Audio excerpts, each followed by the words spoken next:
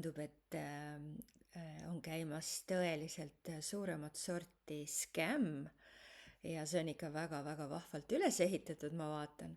Et ma ei teagi, kust kohast mulle tuli see, ma arvan, Facebooki kaudu, justkui oleks ERR uudisse, et sellise pealkirjaga, siit võite ise lugeda, on ju, ja ja see ongi nii huvitav, et see on täiesti, on järele tehtud siis nagu ERR-i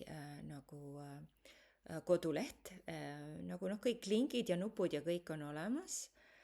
Ja siis, aga nüüd on siis siin selline huvitav asi, et kui see nüüd kõik läbi lugeda ja siis kuidas siis see Kersti Kaljulaid siin, eks ole, saatejuhti veenab selles tema raha tegemise võimaluses ja siis hakkavad tulema kommentaarid all, mis on selgelt, eks ole, tõlgitud, nad ei ole, eestlased niimoodi päris igas lauses ei kirjuta.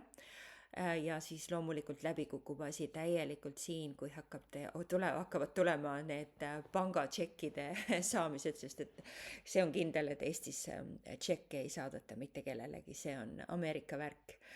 Ja no ikka täitsa uskumatu, et siuksed kommentaarid ja kõik on siia siis niimoodi juurde pandud. Ja mis on siis huvitav, on veel see, et kui ükskõik millisele teisele artiklile vajutada, siis see toob siia sellele Chain Traderi lehele, näed, ükskõik, ma vajutan näiteks siia majanduse lehele või vajutan siia näiteks Jupiteri lehele, siis ma võin vajutada arhiivi lehele, et absoluutselt iga link viib edasi sellele Chain Traderi lehele.